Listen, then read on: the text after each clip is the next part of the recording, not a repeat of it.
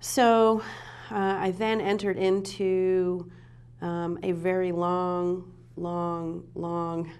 episode of binge eating disorder, which lasted for probably the next 10 years. So my family was very happy because, you know, from the outside I looked perfectly fine. All of a sudden I had gained weight and everyone was happy, but I was still a mess. I was just as much of a mess internally as I had always been. It was just to the other extreme, and it looked different. Again, I appeared more societally normal. So all the while I knew that this is not the way I wanted to live my life. I was not comfortable with these extreme episodes of binging. These extreme episodes were extremely painful physically, emotionally.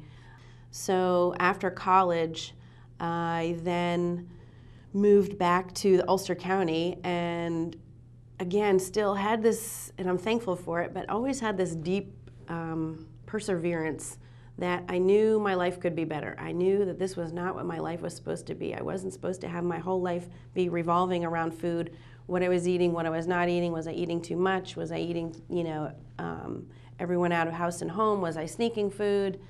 Was I driving around through drive-thrus? It's a pretty lonely existence, and it's not what I wanted for myself. And I knew that my life could be richer.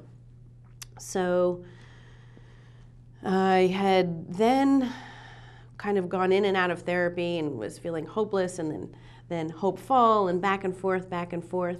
I had tried Overeaters Anonymous.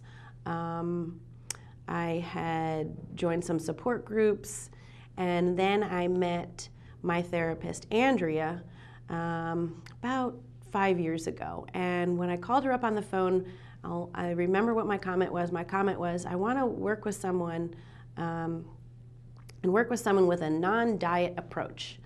And what did I mean by that? I meant I wanted to work with someone who was attuned to treatment of eating disorders, attuned to the concept of mindful eating, so that I could learn how to eat it from an intuitive place rather than an external place, as my entire life had been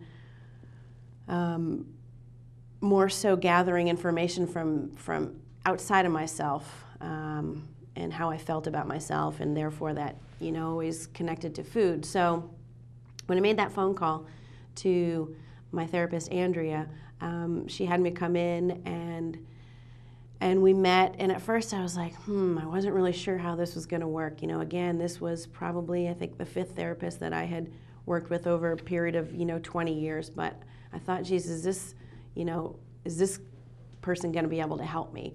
And no doubt there were feelings of, can I be helped? Not unlike other addictions, eating disorders, what tends to happen to the person afflicted with them is they stop developmentally whenever the eating disorder starts. So for me, if I were to have to say when did my eating disorder start, at what age was I'm kind of at a loss to even say that, because I would not really know how to answer the question. I guess I would say somewhere in the 7-8-year-old age. So now, she's telling me that developmentally that's kind of where I'm at, and I'm thinking, well, holy smokes, how have I gotten through my whole life, gone through college and everything at a developmental age of 7 or 8? But herein lies the beginning of therapy. Herein lies the beginning of the healing, and herein lies the work that we have done together over the past 5 years.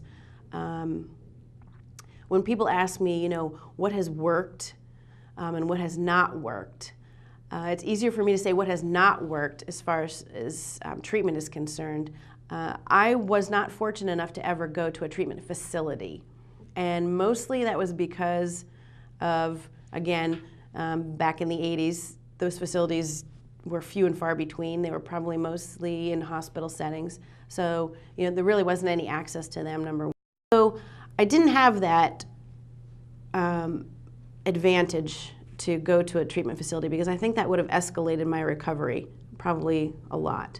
But so I know that works for a lot of people.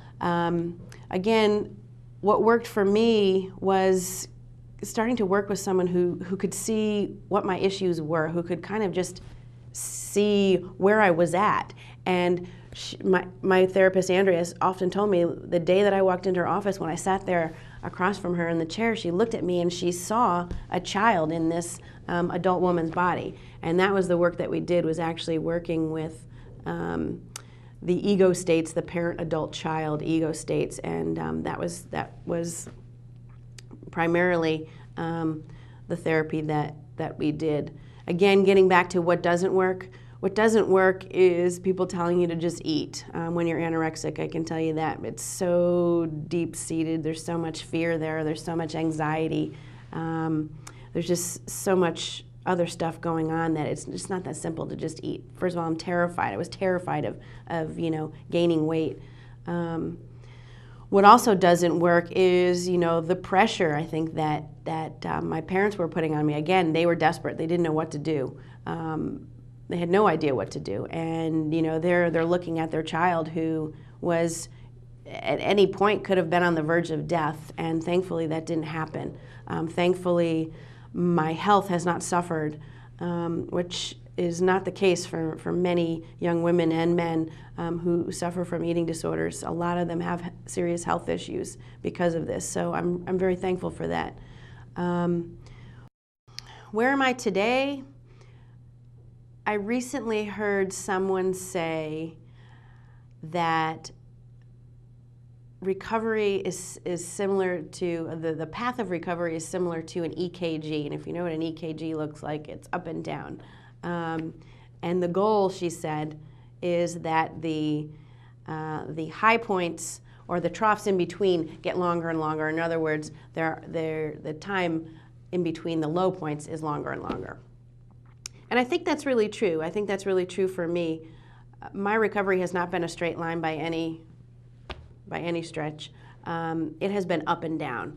And the one thing I can say is that every time there is a down, I learn so much. Every time there is a down, or what appears to be a down, it's all because there's one other thing that I still haven't fully either surrendered to or grasped or just gotten yet.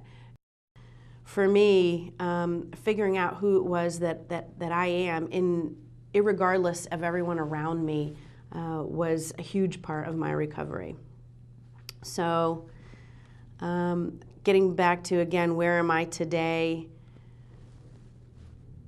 I'm at a place where, my life isn't black and white any longer. And I say that that's kind of like living in the color. If it's not black and it's not white, in between there is the color, and that's kind of where I'm living now. So it waxes, it wanes, it goes from blue to green to yellow, but I strive very hard to stay away from the black, the white, and I really try hard to keep myself grounded on a daily basis. And I can say that two of the most helpful things for me have been both yoga and meditation, and they have helped me tremendously. So thank you for listening to my story. If you or someone you love is struggling with an eating disorder, there are many local resources in Ulster County that can help. You are not alone.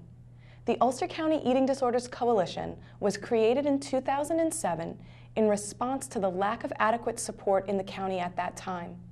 Since then, individuals with eating disorders, family members, providers, professionals, and concerned community members have been joining together in an effort to spread awareness about eating disorders, to provide specialized training for Ulster County providers around the identification and treatment of eating disorders, and to provide local supports and services to individuals with eating disorders and their family members.